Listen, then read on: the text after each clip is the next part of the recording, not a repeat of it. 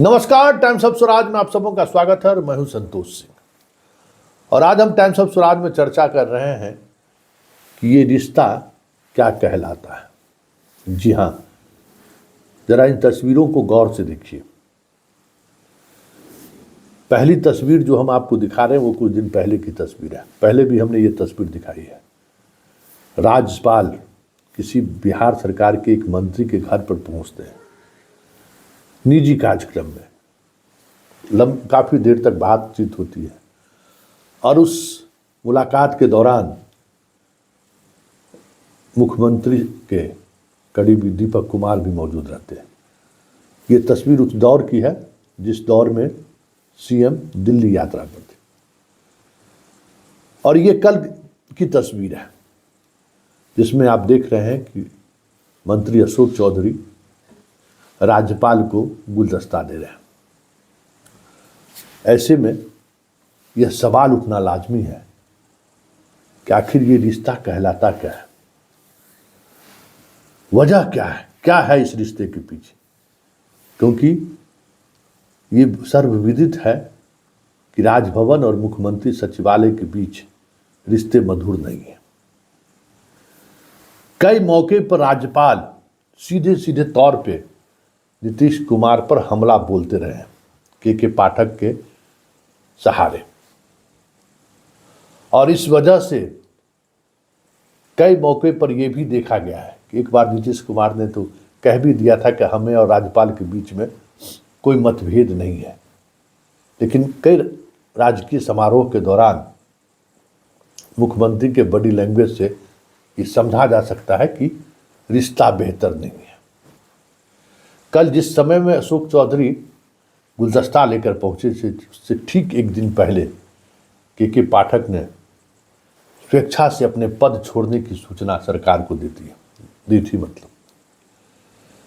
और के पाठक को लेकर जो माहौल राजभवन और शिक्षा विभाग के बीच पिछले कई महीने से चल रहा था, ऐसे में इनका इस तरीके से पहुंचना स्वाभाविक है। चर्चा तो होगी ही होगी। क्या ये के पाठक के विदाई की संदेश लेकर गए थे राजभवन? चेहरे की चमक तो कुछ इसी तरीके की बता रही है। खैर, वजह जो भी हो, लेकिन ये चर्चा जरूर है कि आखिर ये रिश्ता क्या कहलाता है। वो रिश्ता जिस रिश्ते को लेकर सीएम सहज नहीं है। हमें लगता है कि कई दिन हो गए हैं सीएम और राज्यपाल की मुलाकात का।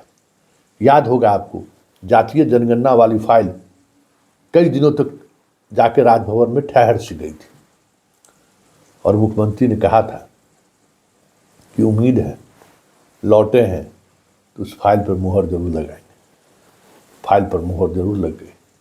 खेल मंत्रालय बदला, उसकी भी अधिसूचना जारी हुई, राज्यपाल महोदय ने मुहर जरूर लगा दिया। लेकिन बातचीत और मुलाकात का वो सिलसिला जो इससे पहले अन्य राज्यपालों से नीतीश कुमार का रहा है, वो चीज़ें पिछले कई महीने से दिख नहीं रही है।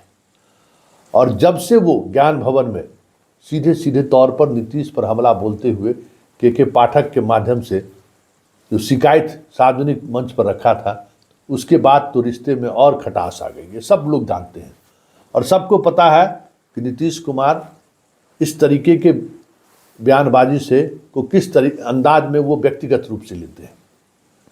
तो क्या ये माना जाए कि अशोक चौधरी मुख्यमंत्री और राजभवन के बाद बीच जो एक लकीर सी खिंच गई है उसको मिटाने में लगे हुए हैं, या फिर कुछ और तलाश रहे हैं?